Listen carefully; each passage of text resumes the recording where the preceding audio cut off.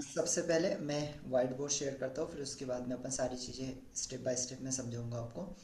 लामा फेरा एक्चुअल में एक तिब्बतिन टेक्निक है, जो तिब्बत के लामास के द्वारा यूज़ की जाने वाली टेक्निक है। और ये कोई नई टेक्निक नहीं, 2500 वर्षों से यूज़ हो रही है ना। एक्चुअली इंडिया में ये नई है, लेकिन 2500 वर्षों से इसको यूज़ किया जा रहा है ना, तिब्बत के अंदर। अब लामास मतलब क्या है? लामा का मतलब है अनुयायी ऑफ द बुद्धा, है ना, बुद्धा जी के अनुयायी जिन्होंने बुद्धा की शिक्षा को ग्रहण किया, उनको बोला जाता है लामा। और फेरा मतलब होता है कि इन्होंने, जब भी किसी पर्सन को हील किया जाता है तो हील करने के दौरान उस पर्सन के 2.5 चक्कर लगाए जाते हैं। उस 2.5 चक्कर के दौरान उसको हील किया जाता है, इसी वजह से इसका नाम दिया लामा फेरा, है ना। एक्चुअल में बहुत सारी जगह पर यह भी बताया गया है कि जब लॉर्ड गौतम बुद्धा जी को, मैं थोड़ा सा बुद्धा जी के बारे में तो सर पता है ना, कि थोड़ा सा बताऊँ डीप में बुद्धा जी के बारे में। आप बताएं ना, थोड़ा सा बताइए, मुझे ज्यादा अच्छा ये ठीक है। नहीं है उसका। ओके। वैसे मैंने ठीक है। पढ़ा है ठीक है। अपने हाँ हाँ विषय। हाँ। क्या रिकॉर्डिंग लगाया आपने? हाँ लगा दिया, रिकॉर्डिंग लगा दिया। तो बाद में मिलेगा मुझे? हाँ हाँ, मैं आपको भेज दूंगा, है ना। हाँ। ठीक है। तो जैसे बुद्धा जी, स्टार्टिंग से अपन जाते हैं, बुद्धा जी का जो जन्म है वो 563 बीसी के अंदर हुआ था।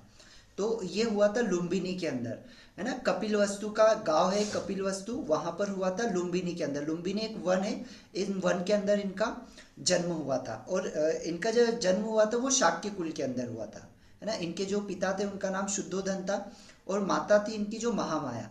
तो जब इनका जन्म हुआ, जन्म के 7 दिन के बाद ही इनकी माँ का देहांत हो गया था, है ना। और इनका जन्म ऐसे ही नहीं हुआ था, एक्चुअल में क्या था, इनकी जो चाची थी, इनकी चाची का पहले बेटा था। उस बेटे को ये सारे लोग मतलब खिलाते थे, इनके पापा, इनकी माँ, है ना।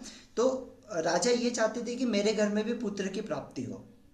तो इनके लिए एक पुत्र प्राप्ति के लिए बहुत बड़ा यज्ञ करवाया था, क्योंकि ये शाक्य कुल के राजा थे। तो इन्होंने एक यज्ञ करवाया था, और उस यज्ञ के दौरान इनको पुत्र की प्राप्ति हुई थी। तो जैसे सिद्धार्थ का जन्म हुआ, तो जन्म होते से ही उनके एक महागुरु थे, ठीक है, उनका नाम था असित मुनि। वो असित मुनि जो थे वो हिमालय में बहुत लंबे समय से तप कर रहे थे, है ना, मेडिटेशन कर रहे थे। और जैसे इनका जन्म हुआ, जन्म के जैसे इनका जन्म हुआ, उनको पता चला कि पृथ्वी पे किसी ऐसे महापुरुष ने जन्म लिया है। तो वो क्या हुआ, वो हिमालय से सीधे इनके यहाँ पर आए।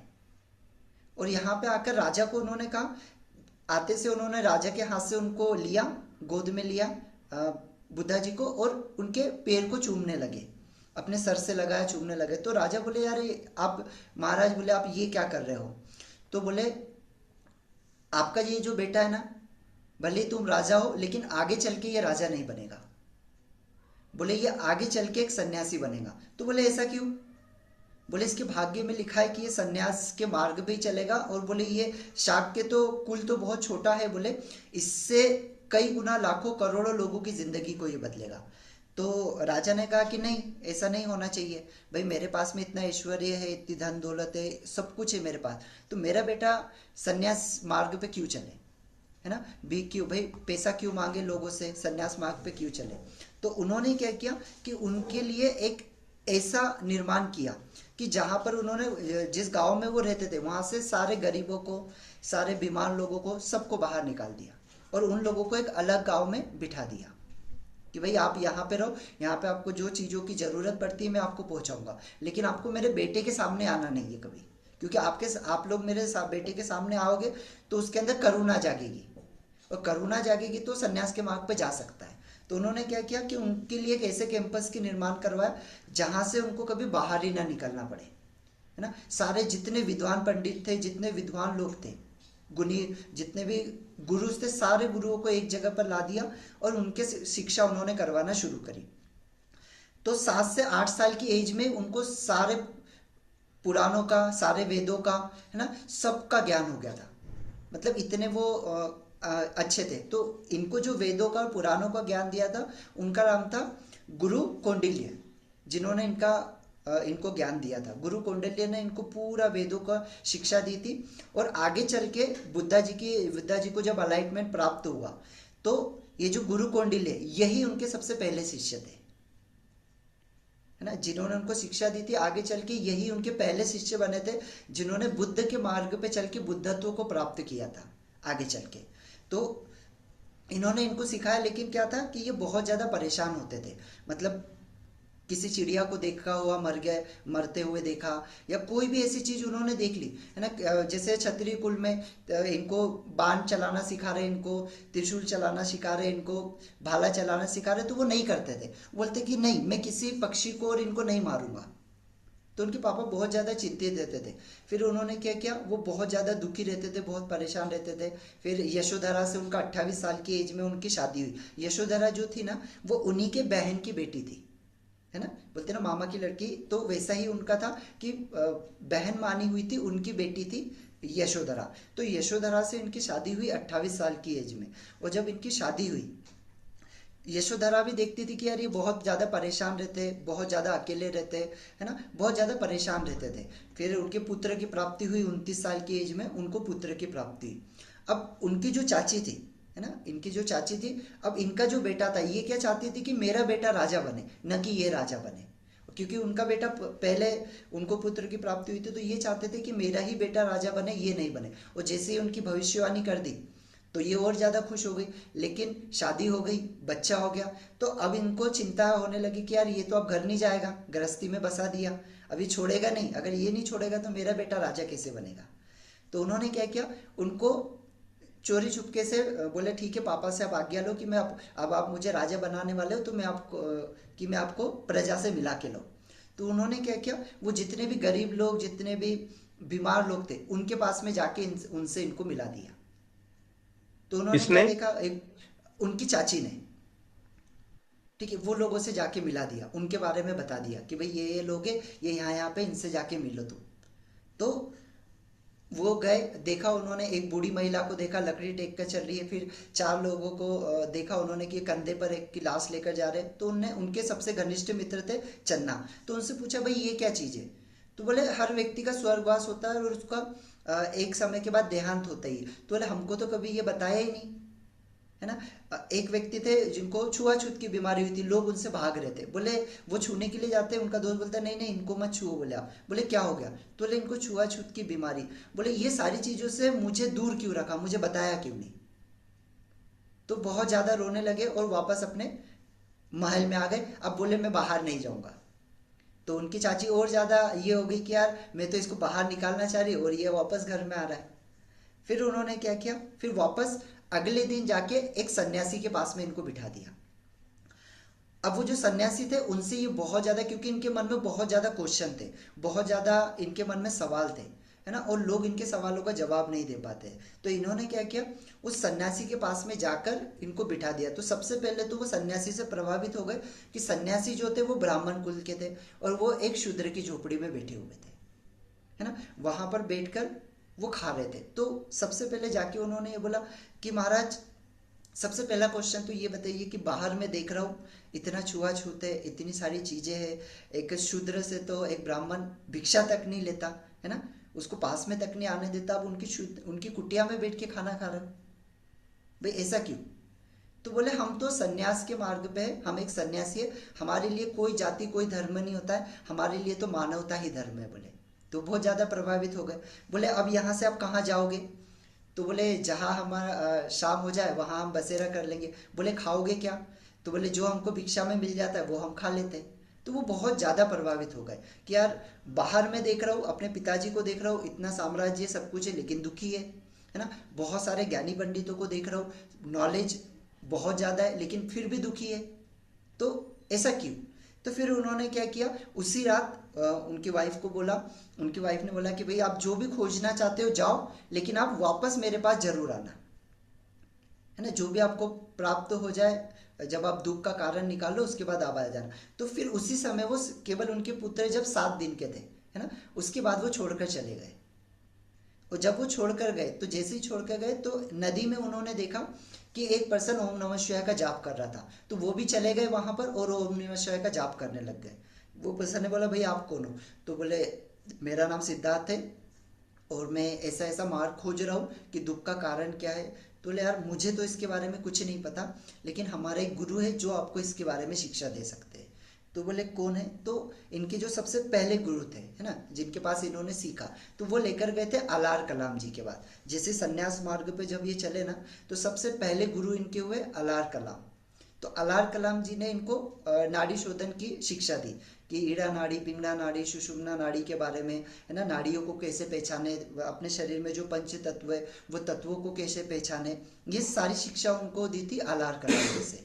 फिर वो शिक्षा लेने के बाद में अब उन्होंने पूछा आगे की शिक्षा, कुंभक क्रिया भी इन्होंने उनसे ही सीखी थी। तो अभी जैसे हम कुंभक क्रिया करते हैं ना योग में, कि हम सांसों को थोड़े समय तक के रोक के बैठते हैं, फिर सांसों को छोड़ते हैं, तो एक्चुअल में जो कुंभक क्रिया के जो मास्टर्स होते हैं, जिनको कुंभक क्रिया का बहुत अच्छा प्रैक्टिस होता है, वो क्या करते हैं, वो नदी के बीचों बीच वो कम से कम आधे घंटे तक के अपनी सांसों को रोक कर बैठ सकते हैं।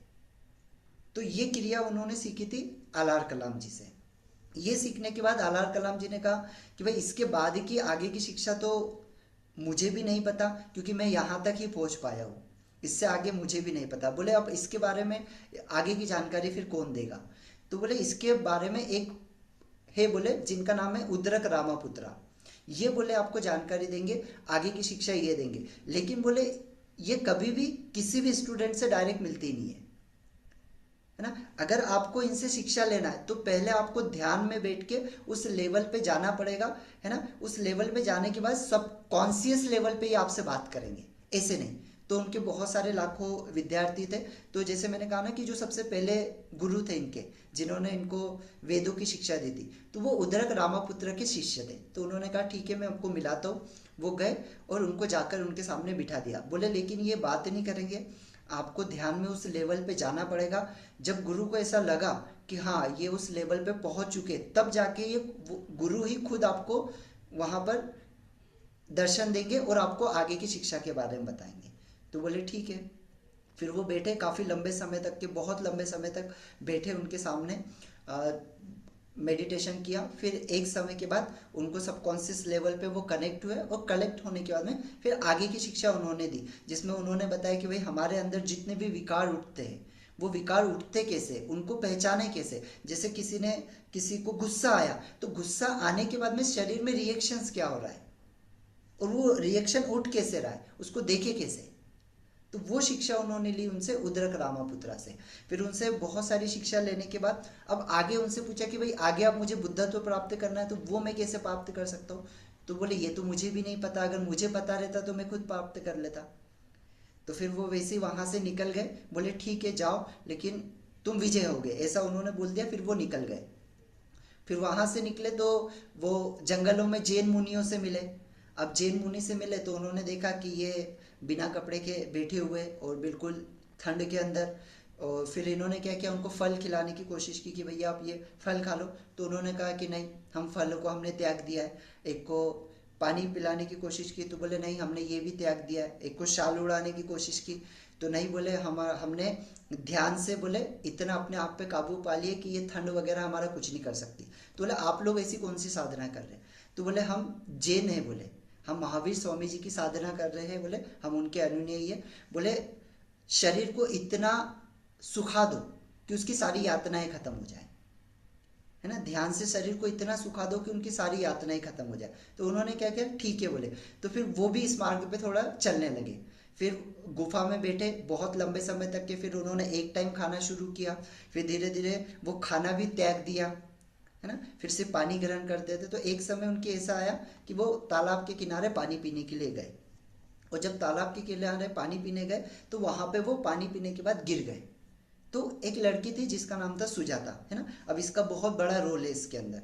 तो वो सुजाता ने इनको उठाया, और उठाने के बाद सुजाता ने इनको पानी पिलाया। और पानी पिलाने के बाद बोला कि गुरुजी मुझे नहीं पता कि आप क्या साधना कर रहे हैं, है ना, आप क्या कर रहे हैं वो उसका मुझे बिल्कुल भी ज्ञान नहीं है। लेकिन मैं तो एक ही चीज़ जानती हूँ, आप मतलब उस समय तक की उनकी हालत ऐसी हो गई थी कि मरने जैसे, है ना, बिल्कुल सूख गए थे, सब कुछ ये हो गया था। तो उन्होंने कहा मुझे नहीं पता कि आप क्या पाना चाह रहे, लेकिन अगर बोले आप जीवित ही नहीं रहे तो बोले आप कैसे कर पाओगे।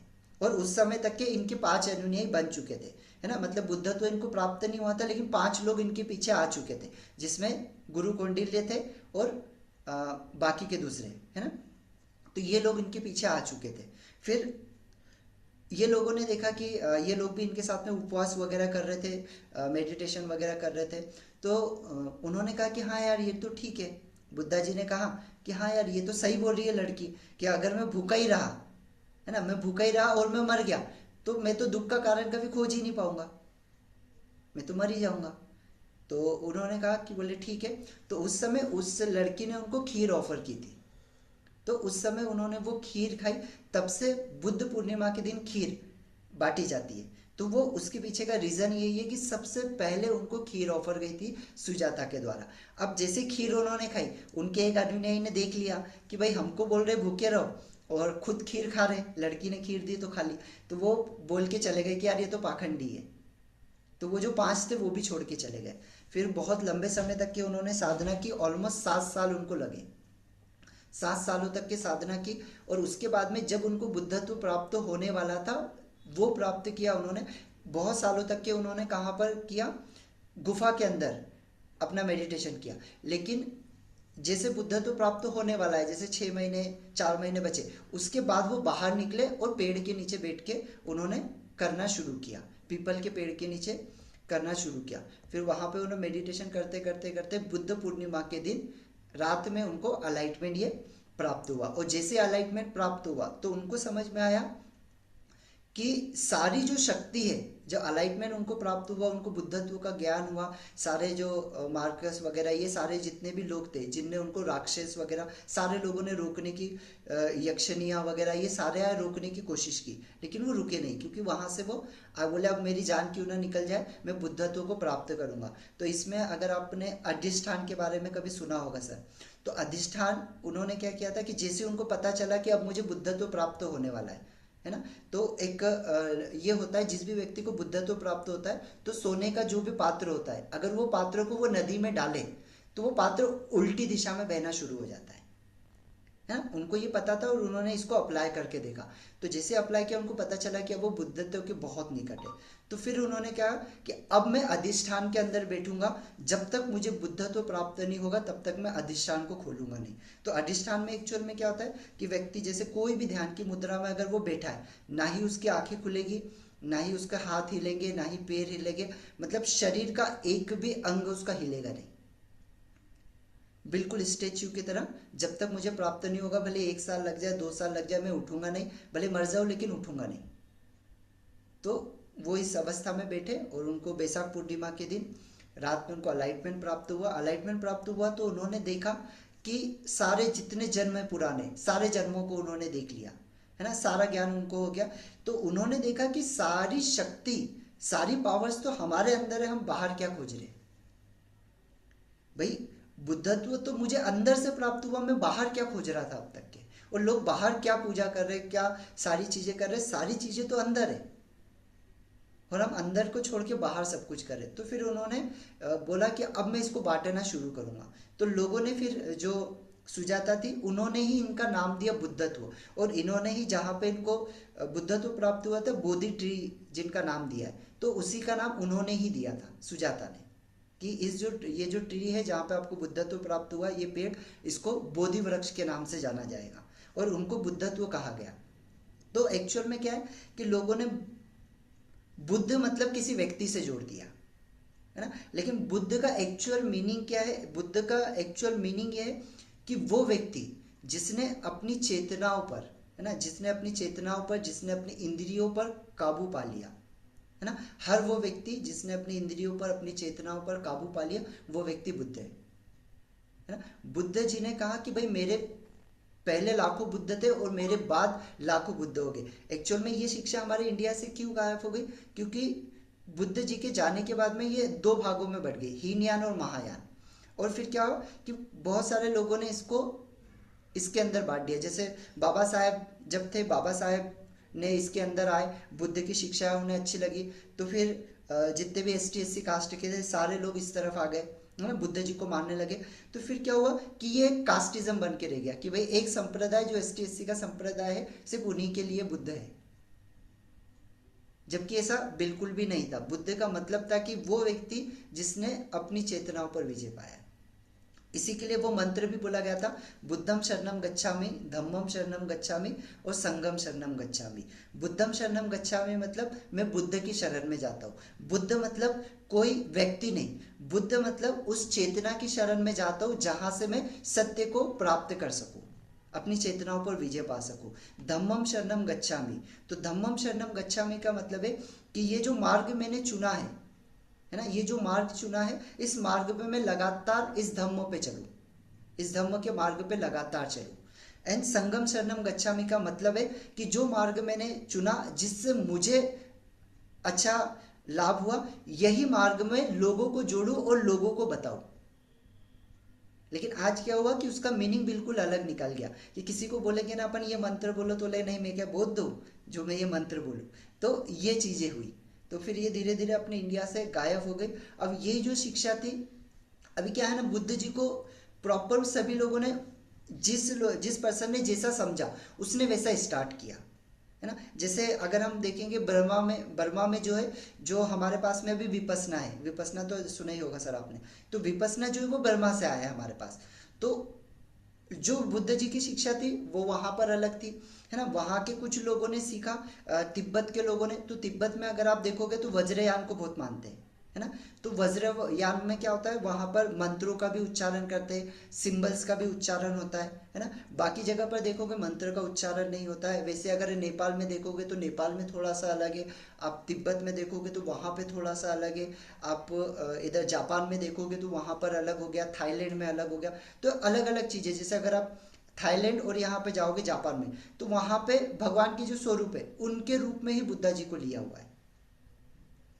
तो जिस व्यक्ति ने जैसा जैसा उनको समझा वैसे वैसे उन्होंने एक्सपांड करना शुरू किया। और बुद्ध जी की जो सबसे मतलब उनकी जो शिक्षा थी, वो शिक्षा को सबसे ज्यादा अपनाया था तिब्बत के लोगों ने, और तिब्बत के लोगों ने उसको वैसा का वैसा ही संभाल कर रखा था, उनकी विद्या को।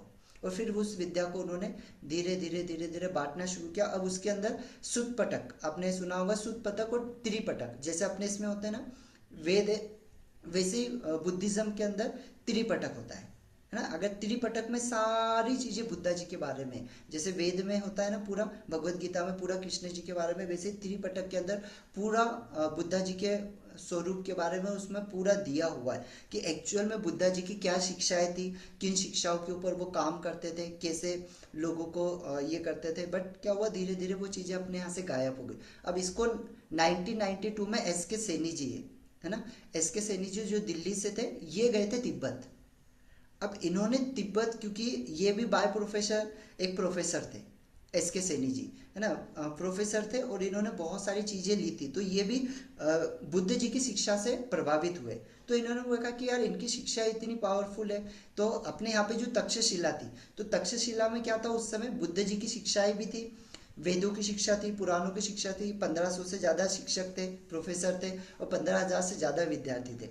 तो उस समय क्या था कि हमारी जैसे वो तक्षशिला जलाई गई, है ना, विश्वविद्यालय जब जलाया गया, तो उस समय क्या हो गया, सारी चीज़ें हमारे यहाँ से गायब हो गई। लेकिन जो लोग वहाँ से सीख कर गए थे, जो नेपाल चले गए थे, जो नेपाल से लोग आए थे, कुछ लोग तिब्बत से आए थे, तो वो इस शिक्षा को लेकर गए। तो एस के सैनी जी 1992 में गए तिब्बत। तिब्बत में इन्होंने सीखा। तो तिब्बत में इनके दो गुरु थे, एक नाम था आत्मानंद जी और मानदोसा, है ना। आत्मानंद और मानदोसा ये दो गुरु थे। ये दो गुरुओं से इन्होंने पूरी शिक्षा ली, और ये शिक्षा लेने के बाद में इन्होंने अलग अलग चीजें, बहुत सारी चीजें सीखी। अब उन्होंने कहा कि यार इतने सारे मंत्र, अब ये मंत्रों को कैसे किया जाए। अब ये मंत्रों को, इतने सारे मंत्रों को कोई व्यक्ति तो उसको, जैसे मुझे 3-4 साल लगे, तो ऐसे तो एक व्यक्ति को बहुत समय लग जाएगा अगर उसको सीखना है तो उन्होंने क्या किया, यही थे आत्मानंद जी जिन्होंने शाल्विक, शाल्विक में जो 3.5 लाख मंत्र होते हैं, है ना, टोटल शाल्विक के अंदर 4.5 लाख मंत्र होते हैं। उन 4.5 लाख में से 3 लाख मंत्रों को यूज किया जाता है इसके अंदर, हीलिंग के अंदर, और 1.5 लाख मंत्र होते हैं तंत्र विद्या के अंदर। तो उनको उन्होंने कन्वर्ट किया सिंबल्स के अंदर। अब वो जो सिंबल्स की इन्होंने कन्वर्ट किया, तो वहां से जो मंत्र विद्या वो सीख कर आए, उन मंत्रों विद्या को इन्होंने 12 सिंबल्स के अंदर कन्वर्ट किया, एस के सैनी जी ने, है ना। और फिर एस के सैनी जी ने 12 इसमें कन्वर्ट किया। फिर सबसे पहले इन्होंने 1995 में स्टार्ट किया दिल्ली से, 1995 में इन्होंने दिल्ली से स्टार्ट किया। फिर वहां से धीरे धीरे धीरे धीरे इन्होंने बांटना शुरू किया लोगों तक। फैलाना शुरू किया। अभी जो फेरे का है ना, फेरे का एक्चुअल बहुत सारी जगह पर ये भी बोला जाता है कि बुद्धा जी को जैसे अलाइटमेंट प्राप्त हुआ था तो उन्होंने राजा बिंबिसार जो थे उनको सबसे पहले प्रवचन दिया था, है ना। सुजाता को देने के बाद उन्होंने, जो एक राजा थे जो ग्रस्त जीवन वाले थे, उसमें सबसे पहले बिंबिसार को उन्होंने दिया था, जो बनारस के अंदर रहते थे। उनको जाकर उन्होंने अपना सबसे पहला प्रवचन दिया। तो उसके यहाँ पे जब वो गए तो उनको एक भोजन के लिए बुलाया। तो गांव में एक महिला थी जिनके पुत्र की मृत्यु हो गई थी। तो वो मतलब मानने के लिए तैयार ही नहीं थी कि पुत्र की मृत्यु हो गई। वो बोल रही थी सभी को कि मेरे बेटे को जीवित करो, मेरे बेटे को जीवित करो। वो मानने को ही तैयार नहीं थे। सारे लोग बोल रहे थे कि भाई ये मर गया है, अभी नहीं जीवित हो सकता। वो मान ही नहीं रही थी। तो वहां पे बहुत सारे लोग थे, उन्होंने क्या क्या कहा कि भाई सामने ही थोड़ी दूरी पे ना बुद्धा जी की कुटिया है, एक काम करो तुम जाओ, वो तुम्हारे बेटे को जीवित कर सकते हैं। क्योंकि बोले ये हमारी बात तो सुनेंगी नहीं। तो वो लड़की, उनको फिर उन्होंने भेज दिया बुद्धा जी के पास। तो जैसे बुद्धा जी के पास में गई, बुद्धा जी ने देखा कि यार ये सुनेंगी नहीं, है ना, जो भी मैं बोलूँगा ये मानेंगी नहीं। बोले बुद्धा जी आप मेरे बेटे को जीवित कर दो, आपको तो भगवान का स्वरूप मानते हैं, ऐसा वैसा बहुत सारी चीज़ें उन्होंने बोली। तो उन्होंने कहा, बुद्धा जी ने, ठीक है, बोले मैं तेरे बेटे को जीवित कर सकता हूँ। बोले लेकिन एक कंडीशन है। बोले क्या? बोले गांव में जा, किसी ऐसे घर से एक मुट्ठी सरसों लेके आ जहां पर कभी किसी की मृत्यु न हुई हो। तो बोले ठीक है। वो हर घर में जा रही है, बोले मुझे सरसों चाहिए। बोले एक मुट्ठी। बोले एक मुट्ठी क्या, बहुत सारा ले लो। बोले लेकिन बोले सिर्फ एक चीज़ बताओ, तुम्हारे घर में कभी किसी की मृत्यु तो नहीं हुई है? नहीं। बोले मेरे बेटी की मृत्यु हुई, किसी के घर में किसी की दादी की, किसी के माँ की, किसी के बेटी की। मतलब पूरा गांव घूम लिया उसने, कोई भी एक घर ऐसा नहीं मिला जहाँ पे कभी किसी की मृत्यु न हुई हो। तो उसको समझ में आ गया कि यार एक्चुअल में जो बुद्धा जी मुझे बताने की कोशिश कर रहे थे कि व्यक्ति अगर जन्मा है तो वो मरेगा। तो वो बुद्धा जी के पास गई और बेटे को फिर उन्होंने बेटे का ये कर दिया, है ना, देह संस्कार कर दिया। देह संस्कार करने के बाद में वो बुद्धा जी के पास में आई और बुद्धा जी को बोले कि बुद्धा जी मैं समझ गए आप क्या बताने की कोशिश कर रहे थे। तो बुद्धा जी ने कहा कि हर व्यक्ति, जो भी व्यक्ति जिसका जन्म होता है उसकी मृत्यु निश्चित है ना, वो मरेगा ही। तो बोले बोले आप जो बताने की कोशिश कर रहे थे मैं समझ गई, लेकिन अब मेरे पास में कुछ नहीं है, ना ही मेरे पति है, ना ही मेरा बेटा है, ना कोई परिवार नहीं, कुछ नहीं मेरे पास। तो अब बोले मुझे आपके अनुयायी बनना है। और तब तक बुद्धा जी की कोई अनुयायी नहीं थी, मतलब लेडीज में कोई अनुयायी थे, जेंट्स में बहुत सारे थे लेकिन लेडीज में कोई नहीं थी। अब वो अड़ी हो गई, है ना। उन्होंने बताया कि नहीं, बोले हम लेडीज को नहीं बनाते, लेकिन वो अड़ी हो गई, वहीं पे रुक गई। बोले नहीं मैं तो बनूंगी बनूंगी, कुछ भी कर लो, भले आप यहाँ से, आपको मेरी मृत्यु पे से जाना पड़ेगा लेकिन आपको अनुयायी बनाना ही पड़ेगा। तो उनको हील करने के लिए ये 2.5 चक्कर उन्होंने लगाए थे। अब 2.5 चक्कर एक्चुअल में क्यों बोला जाता है कि जैसे हमारा जो शरीर होता है इसको हम बोलते हैं 3.5 हाथ की काया, है ना। तो 3.5 हाथ की काया में एक्चुअल में क्या होता है कि कोई भी गुरु, है ना, जिससे भी हम सीख रहे, कोई भी गुरु हमको 2.5 हाथ की काया तक के लेकर जाता है ना। जैसे हमारा जो शरीर में 7 चक्र है, अब ये जो 7 चक्र है, इन 7 चक्रों में जैसे हमारा लेफ्ट हैंड साइड में ईड़ा नाड़ी होती है, राइट हैंड साइड में पिंगला नाड़ी होती है, और बीच का जो स्पाइनल होता है वो हमारी सुषुम्ना नाड़ी होती है। तो इसका जहां पर ये नाड़ियों का ये मिलते हैं तो वहां पर हाफ हाफ चक्कर पूरा होता है ना, आधे हाथ की काया जिसको बोलते हैं अपन। तो ऐसे करके ये 2.5 हाथ की काया हमारे 7 चक्र तक के कंप्लीट होती है। तो 2.5 हाथ की काया से मतलब 2.5 चक्कर लगाकर किसी भी पर्सन को हील किया जाता है। ठीक है, इसी वजह से ये इसका नाम पड़ा लामा फेरा, क्योंकि उन्होंने फेरा लगाकर हील करना शुरू किया। इसी वजह से एस के सैनी जी ने इसका नाम दिया लामा फेरा। अब बहुत सारे लामाज भी इसको नहीं जानते, क्यों? क्योंकि उन्होंने अलग अलग शिक्षाओं को सीखकर उनको एकत्रित करके इसको बनाया है। तो बहुत सारे लोगों को इसके बारे में नहीं पता है, बहुत कम लोग इसको जानते हैं लामा फेरा के लिए। इसी वजह से इसको बोला गया लामा फेरा। अब ये 1995 में शुरू हुआ, फिर लोगों तक के धीरे धीरे धीरे धीरे बांटना शुरू किया। अब इसमें स्टार्टिंग से सिर्फ 12 ही सिंबल्स को रखा गया था, बट क्या होता है कि बहुत सारे लोग अपने अपने हिसाब से कुछ कुछ कुछ कुछ ऐड करते जाते हैं, लेकिन एक्चुअल में इसमें 12 ही सिंबल्स हैं। और इसके अंदर जो टूल्स होते हैं, इसमें 4 तरीके के अलग अलग टूल्स होते हैं। वैसे टूल्स इसमें बहुत सारे होते हैं, लेकिन जो मेनली टूल है उसमें एक गाउन होता है मैरून कलर का, एक स्टिक होती है, मैं आपको बता देता हूँ, इसमें एक स्टिक होती है, ये इस तरीके की एक स्टिक आती है। ये अंदर से ना एल्यूमिनियम की कोटेड होती है, इसके अंदर क्रिस्टल्स होते हैं, और ये जो होते हैं ये भी क्रिस्टल्स होते हैं। तो लामा फेरा में एक्चुअल में क्या करते हैं, जैसे रेकी में हम हाथ से हीलिंग देते हैं, इसके अंदर हाथ से हीलिंग नहीं देते, हम स्टिक की मदद से हीलिंग देते हैं। देन इसके अंदर ये एक ये बोधि माला होती है, ये वाली है ना, ये एक माला आती है जिसके अंदर 108 ब्लेड होते हैं। एंड उसके बाद ये हमारी लकड़ी की स्टिक होती है 4, है ना। तो अभी आपके पास में जो आएगी वो क्वालिटी में बहुत अच्छी है, ये एक्चुअली पुरानी है, आपके पास आएंगे ना अभी किट, वो बहुत ज़्यादा अच्छी है। तो ये 4 चीज़ें इसके अंदर यूज़ होती है। इसके अलावा भी कुछ चीज़ें होती है, वो बताना मुझे, बैल, और वो भी बताना ड्रैगन तोरन। इसके अंदर सर ये भी होता है, एक ये तिब्बतीन बेल होती है, तो ये ओरिजिनल बेल होती है, इसको भी यूज़ करते हैं हीलिंग के दौरान, है ना। एंड इसके बाद में एक ये ऊपर के लिए दिख रहा है ना, ऐसे ही ये डबल दोनों साइड में होता है, इसको बोलते हैं वज्र, है ना, वारजे बोलते हैं इसको, वारजे और डोरजे। तो ये क्या करता है, कोई भी जब हम हीलिंग करते हैं ना, तो हीलिंग के दौरान हमको ये, अगर हमने इसको हाथ में इस तरीके से रखा, तो हीलिंग के दौरान कोई भी नेगेटिव एनर्जी आपके ऊपर इफेक्ट नहीं करेगी, है ना। कोई ऐसा पर्सन है जिसको रात में बुरे सपने आते हैं या कुछ बहुत सारे, तो उस व्यक्ति ने अगर इसको अपने सिरहाने रख के सो गया, तो उसको कभी कोई बुरे सपने आएंगे नहीं, कोई ब्लैक मैजिक वगैरह उसके ऊपर इफेक्ट नहीं करेगा अगर ये इसको उसने यूज़ किया। देन उसके बाद में एक ये होता है, इसको बोलते हैं ड्रैगन तोरन, है ना, ये होता है ड्रैगन तोरन। तो ये क्या करता है, ये अपन ग्रैंड मास्टर में ही केवल इसको यूज़ करते हैं, ग्रैंड मास्टर का ट्रीटमेंट देने के लिए केवल इसका यूज़ होता है। एंड इसको घर में लगाया जाता है, तो घर में जहाँ भी हमारा दरवाज़ा है उस तरफ मुंह करके ये यहाँ से इस तरीके से इसको लगा दिया जाता है, ऐसे डोर की तरफ। तो घर के अंदर कोई भी नेगेटिव एनर्जी नहीं आएगी, घर के अंदर किसी तरीके का तंत्र मंत्र कोई भी चीज़ आपके घर के ऊपर इफेक्ट नहीं करेगी अगर ये घर में लगा है तो, है ना। कोई भी पर्सन आपके घर में नेगेटिव एनर्जी आ नहीं सकती।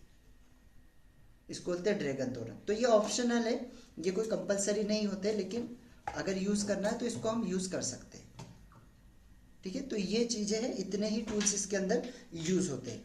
अब हम टूल्स के बारे में थोड़ा सा डीप में देख लेते।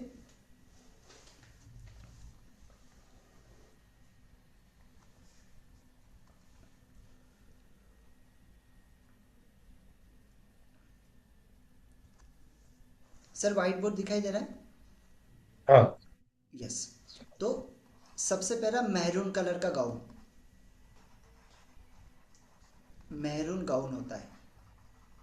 अब ये गाउन क्या करता है एक्चुअल में, ये आपको प्रोटेक्ट करने का काम करता है। जब भी हम एनर्जी देते हैं ना, तो एनर्जी के दौरान ये हमको प्रोटेक्ट करने का काम करता है। अब इसमें ऐसा नहीं है कि केवल मैरून ही, हम इसमें येलो भी पहन सकते हैं, हम इसमें ग्रीन भी पहन सकते हैं, हम इसमें वाइट भी पहन सकते हैं, क्योंकि ये जो कलर होते हैं ना, ये कलर हमको प्रोटेक्ट करते हैं। तो ये ओशो का मैरून, गाउन रहता है वैसा ही है क्या?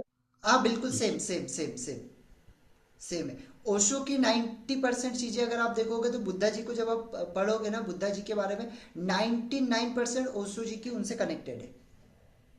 99% जो उनकी शिक्षा है वो उनसे रिलेटेड है, ओशो की, है ना। क्योंकि मैंने अब बुद्धा जी को पढ़ा ना, तो मुझे समझ में आया कि जो बहुत सारी चीज़ें जो करवाते हैं, बहुत सारी चीज़ें इनसे रिलेटेड ही है उनके इसमें।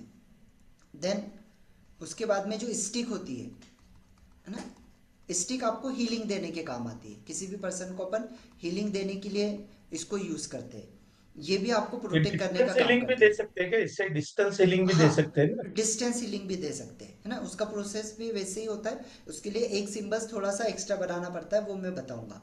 देन इसके क्योंकि बाद हर में, लोग क्या हमारे पास नहीं आ सकते ना, तो डिस्टेंस हीलिंग यस से यस, इफेक्ट होता है, डिस्टेंस हीलिंग से भी। हाँ हाँ बिल्कुल होता है। मैंने तो बाहर के क्लाइंट को भी हील किया सर, फॉरेन के भी क्लाइंट को हील किया है हम्म। यहाँ से, है ना। उसके बाद में लकड़ी की स्टिक होती है जिसको अर्थ स्टिक बोलते हैं, अभी अर्थ स्टिक एक्चुअल में क्या करती है, हमारी अर्थ एनर्जी और यूनिवर्स एनर्जी, ये दोनों एनर्जी को बैलेंस करने का काम करती है। और जब भी हम किसी भी पर्सन को हीलिंग देते हैं तो ये इसके अंदर 4 स्टिक होती है, 2 शोल्डर के नीचे रखना होती है और 2 पैरों के घुटनों के नीचे। अब वो अगर नीचे अपन सुलाकर दे रहे हैं तो अगर कोई व्यक्ति बेड पे लेटा हुआ तो फिर उसकी ज़रूरत नहीं है। ठीक है, ये स्टिक की ज़रूरत थोड्या नहीं है। वेळाने करतो, मीटिंग चालू आहे, थोड्या वेळाने करू. एंड माला। हम्म.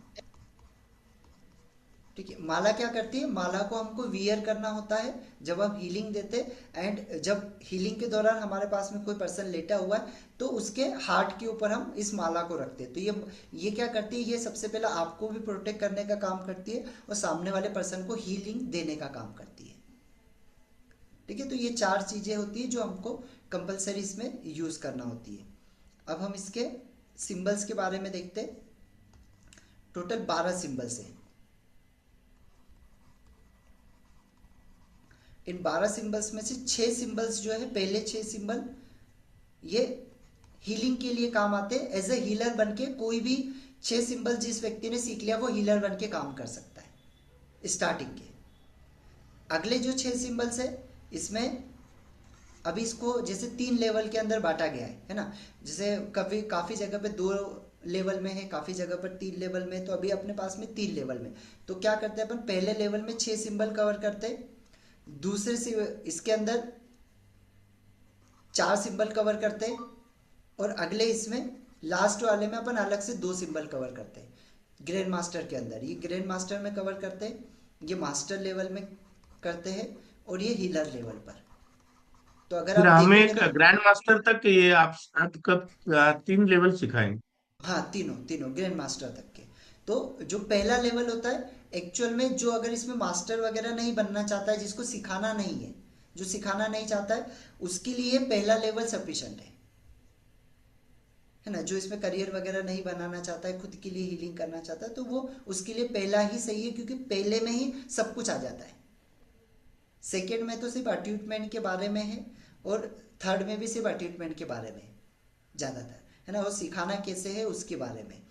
लेकिन पहले में ही सारी चीज़ें कवर अप हो जाती है। अब पहले लेवल के अपन सिंबल देखते हैं। सबसे पहला सिंबल है सर इसमें अलुमा। ये भाषा तिब्बती है क्या, या कौन सी भाषा है अलूमा वगैरह ये? ये अगर देखा जाए तो इंडियन ही बोल सकते हैं अपन इसको, क्योंकि इसको एस के सैनी जी ने अपने हिसाब से बनाया है सिंबल्स को, हम्म. है ना, अलूमा। सैनी जी है अभी? सैनी जी अभी नहीं है। देन आमीन सेकेंड। थर्ड है त्र्यंबक। चौथा है वक्रतुंड।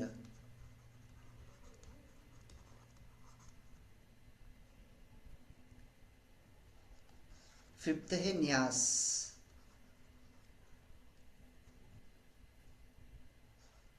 छठा है आयुषी।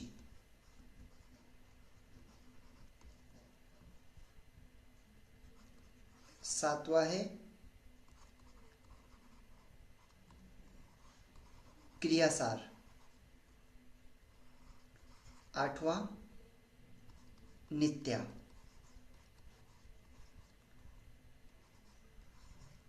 नौवां क्रियामान।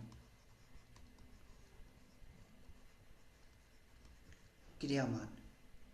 एंड 10वां इंद्राक्षी। इंद्राक्षी। 11वां पावक। 12वां समीरा। समीरा। ये टोटल 12 सिंबल्स है। तो ये वाले जो सिंबल्स है ये मेन यूज होते हैं फर्स्ट में, और ये वाले जो होते हैं ये सेकंड में, और ये जो होते हैं ये थर्ड के अंदर। वैसे थर्ड में सारे ही सिंबल्स का यूज बताया जाता है, एक साथ में ही अट्यूटमेंट के दौरान सारे सिंबल्स का यूज होता है। अब अपन चलते पहले अलूमा पर।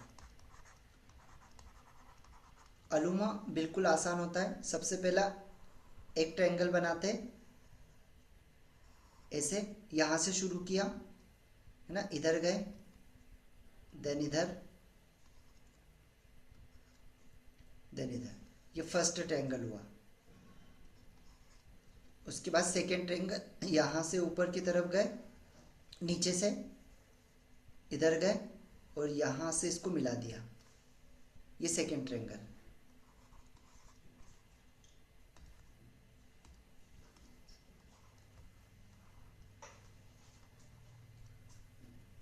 ये सेकेंड ट्रायंगल है ना, ये पहला और ये दूसरा। पहला वाला जो ट्रायंगल होता है ये अर्थ एनर्जी को डिफाइन करता है,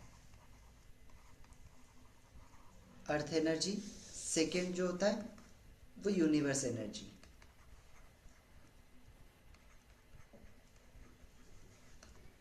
एंड इसके बाद बीच में स्वास्तिक बनता है। तो स्वास्तिक कैसे बनता है? सबसे पहली लाइन ये खड़ी वाली, पहली लाइन, दूसरी लाइन ये आड़ी वाली, देन यहाँ से ये, फिर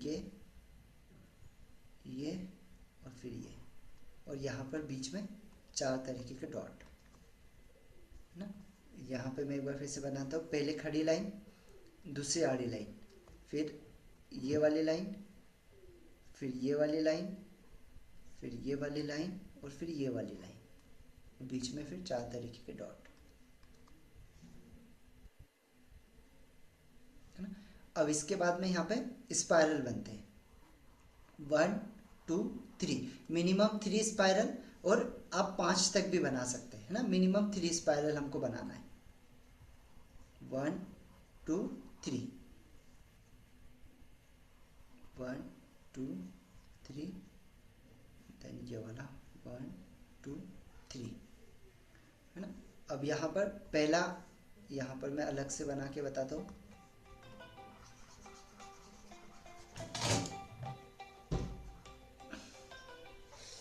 यहाँ पर मैं अलग से बना के बताता हूँ। सबसे पहला ये ट्रायंगल, फर्स्ट, सेकेंड नीचे से ऊपर की तरफ, तीसरी ये लाइन, चौथी ये लाइन, पांचवी ये लाइन, छठवीं ये, सातवीं ये, आठवीं ये है ना। और फिर नौवा वाला ये वाला स्पाइरल, 1 2 3, ये वाली 9वीं, इसको नंबर 9 दिया। फिर उसके बाद में ये साइड वाली 1 2 3, इसको नाम 10 दिया। फिर ये वाली 1 2 3, इसको 11 नंबर, और 1 2 3, इसको 12 नंबर है ना। 9 10 11 12। तो ये बाजू में क्या लिखा है, ये ट्रायंगल कौन से? ये वाला, नहीं, इधर राइट साइड में। ये, हाँ। हाँ ये स्पाइरल है ये। जैसे ये वाला 1 2 3 स्पाइरल, इसको नंबर 9 हम्म। दिया।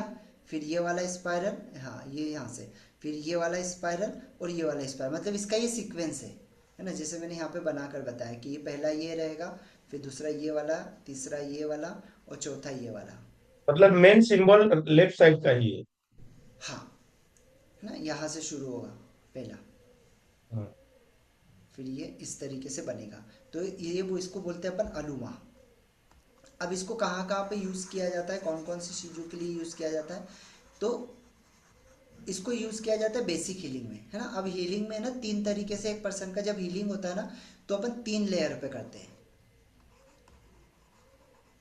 3 लेयर्स पे। सबसे पहला लेयर में होता है जनरल हीलिंग, जनरल हीलिंग। दूसरा होता है मेंटल लेवल पर, और तीसरा होता है फिजिकल लेवल पर, है ना। तो जो जनरल लेवल पे होता है, यहाँ पे 2 सिंबल यूज करते हैं, जिसके अंदर आता है अलुमा, अलुमा एंड आमीन, आमीन। मेंटल लेवल पे आता है त्र्यंबक, और फिजिकल लेवल पे आता है वक्रतुंड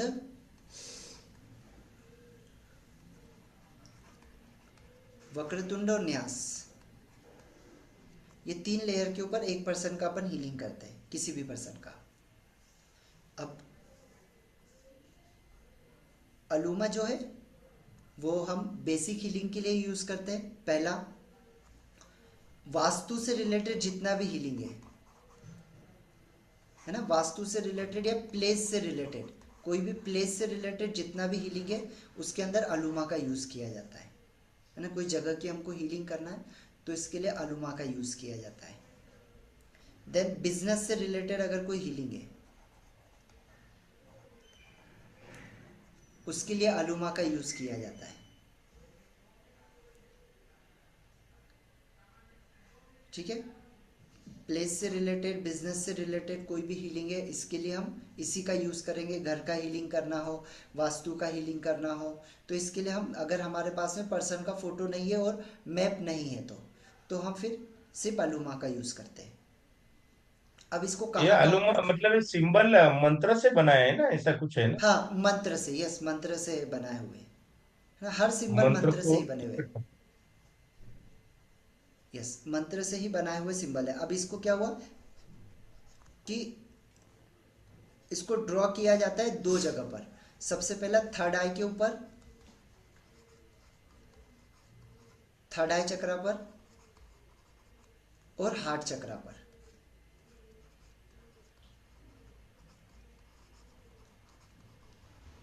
थर्ड आई चक्रा और हार्ट चक्रा, ये 2 चक्रों के ऊपर हम इसको यूज करते हैं। और इससे क्या करते हैं कि थर्ड आई और हार्ट में जो भी नेगेटिव एनर्जीज है वो सारी नेगेटिव एनर्जीज को निकालने का काम करता है अलूमा।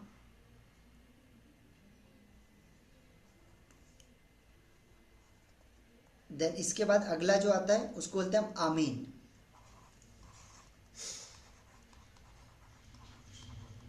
आमीन,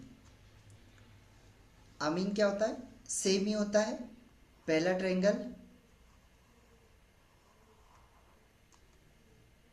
दूसरा ट्रायंगल, और इसमें 5 स्पाइरल बनते हैं अंदर की तरफ, जिसमें 4 यहाँ पे बनते हैं, 1 2 3 4, और 5वां जो होता है वो नीचे की तरफ बनता है। इसे 5 स्पाइरल बनते हैं। ये किस लिए काम होता है? एडिक्शन, किसी भी तरीके का एडिक्शन है ये इतना उसके लिए ही है इसका, क्या? हाँ इतना ही है आमीन।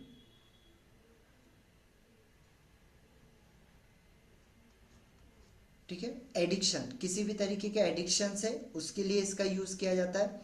स्पेशली ये यूज किया जाता है बच्चों के लिए, स्टूडेंट के लिए।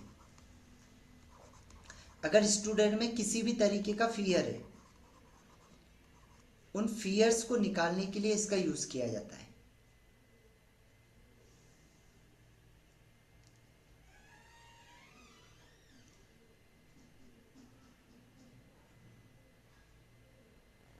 ठीक है, देन इसको कहाँ कहाँ पे ड्रॉ किया जाता है? तो इसको हमारी बॉडी के, इसको अर्थ एनर्जी, यूनिवर्स एनर्जी, दोनों एनर्जी को इसमें भी बैलेंस करने के लिए यूज करते हैं इसको। और इसको हम 6 पार्ट पे यूज करते हैं। सबसे पहला थर्ड आई के ऊपर, थर्ड आई, दूसरा हार्ट चक्रा पर, हार्ट चक्रा पर, उसके बाद में दोनों नीज के ऊपर, हमारे घुटनों पर, एंड सोल के ऊपर।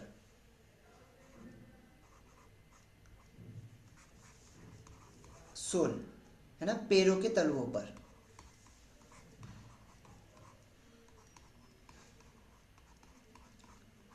पैरों के तलवों पर इसको हम यूज करते हैं। ठीक है, ये जगह है जहां पर हम इसको यूज करते हैं आमीन को। अब तीसरा जो सिंबल है, अब ये जो यहाँ तक जो 2 सिंबल्स है सर, ये दोनों सिंबल्स सिर्फ बेसिक हीलिंग के लिए काम आते हैं, है ना। कोई पर्सन आ रहा है जिसको जनरल लेवल पे हीलिंग करना है तो वो ये 2 सिंबल से अपन हीलिंग के लिए यूज करते हैं। देन इसके बाद में आता है त्र्यंबक। त्र्यंबक, अब त्र्यंबक कैसे बनाया जाता है? तो सबसे पहले एंटी क्लॉकवाइज एक सर्कल बनता है, ऐसे एंटी क्लॉकवाइज सर्कल। देन यहाँ से एक लाइन ऊपर की तरफ जाती है, फिर ए से घूमती है, यहाँ पर मिलती है, फिर सेकेंड यहाँ से इस तरीके से, देन यहाँ पर मिली, फिर थर्ड ऐसे गई, यहाँ पर घूमी और यहाँ से यहाँ पर मिली, है ना। तो इस तरीके से ये बनती है। पहला एंटी क्लॉकवाइज सर्कल, दूसरा ये, तीसरा ये और चौथा ये, पांचवी ये लाइन, छठवीं ये और सातवीं ये, आठवीं ये, नौवीं ये और 10वीं ये क्या करता है, मेंटल लेवल की जितने भी प्रॉब्लम्स हैं वो सारे प्रॉब्लम्स को खत्म करने का काम करता है त्र्यंबक, है ना। ये हमारे लेफ्ट ब्रेन और राइट ब्रेन, ये दोनों ब्रेन को बैलेंस करने का काम करता है, और यूनिवर्स एनर्जी, ये तीनों एनर्जी को बैलेंस करने का काम करता है ये, है ना। ये वाला, ये हमारे लेफ्ट ब्रेन, राइट ब्रेन और यूनिवर्स एनर्जी, ये तीनों एनर्जी को ये बैलेंस करने का काम करता है, लेफ्ट राइट और यूनिवर्स एनर्जी, है ना। मेंटल लेवल की जितने भी प्रॉब्लम है वो सारे प्रॉब्लम के लिए सिर्फ त्र्यंबक का यूज किया जाता है। अब इसको कहाँ कहाँ पे यूज किया जाता है, तो इसको यूज किया जाता है थर्ड आई चक्रा पर, एंड इसके बाद इसको यूज किया जाता है दोनों हाथों के अंगूठों पर। आलंय का? चिनू कुठे आहे? 1213. चिनू कुठे आहे? चिनू, हे तिला पेमेंट करायला सांग. हे- चिनू, हे पेमेंट कर त्याचं. ते अत्तर मागवलेलं. 1213. 1213. पेमेंट कर जीपेने किती आहे. थर्ड आय चक्रावर थर्ड आई चक्रा पे और दोनों हाथों के अंगूठों पर।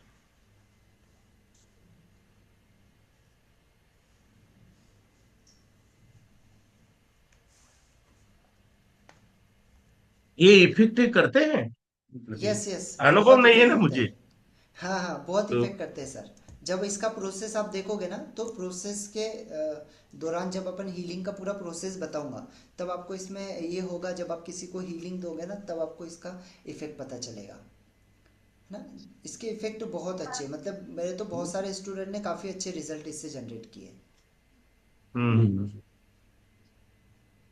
एक मिनिट.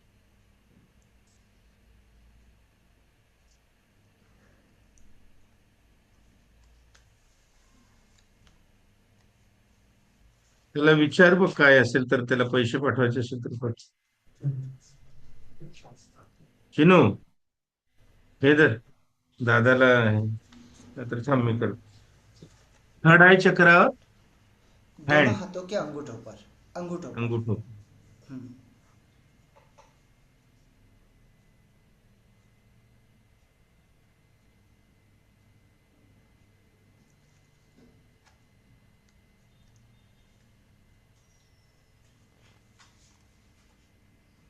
अहो थोड्या वेळाने करतो सांगितलं ना तुम्हाला मीटिंग मध्ये.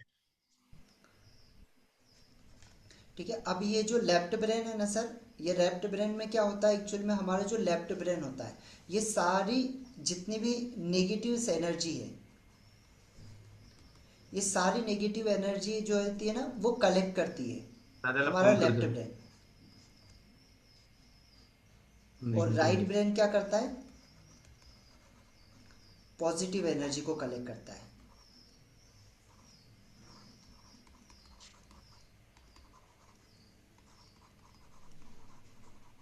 पॉजिटिव एनर्जी, लेफ्ट ब्रेन जो है वो सारी नेगेटिव एनर्जी को कलेक्ट करने का काम करता है, और राइट ब्रेन जो है वो सारी पॉजिटिव एनर्जी को कलेक्ट करने का काम करता है। तो त्र्यंबक क्या करता है, ये दोनों एनर्जी को बैलेंस करने का काम करता है।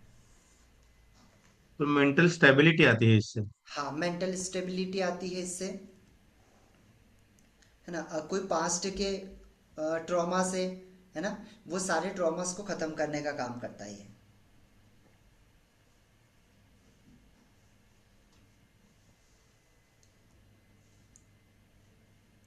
है ना। हर तरीके के जो फियर्स वगैरह है उनके लिए, टेंशन है किसी तरीके का, उसको पास्ट ट्रॉमास के लिए, है ना, सफरिंग के लिए, अगर ये सारे प्रॉब्लम को ये खत्म करने का काम करता है त्र्यंबक। किती?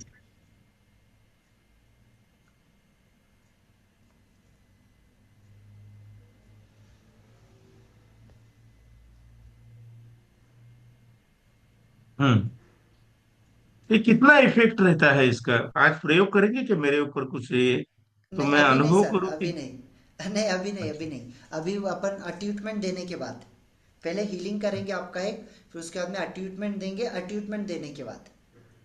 नहीं, हीलिंग, मेरा अट्यूट हीलिंग हो सकता है क्या कुछ का? नहीं अभी नहीं, अभी नहीं, पहले हीलिंग पूरा ये होने के बाद फिर मैं आपका हीलिंग करूंगा, फिर उसके बाद में हम्म। अट्यूटमेंट दूंगा, फिर अपन उसको, आपको समझ में आ जाएगा हीलिंग के अंदर ही इसका इफेक्ट। अटैचमेंट क्या होता है?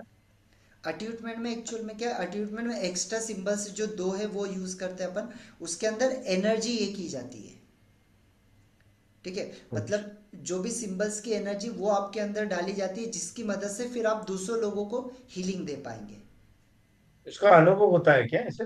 यस यस यस, जब आप हीलिंग लोगे ना तो उसमें आपको समझ में आएगा। तो ये इसका कौन तीसरे इफेक्ट, लोग कौन है? पवन जी कौन है? हाँ पवन जी अभी मेरे ही, मतलब अभी ये 2 बजे का एक क्लास होगा, तो ये क्लास वो लेंगे, अलग स्टूडेंट है।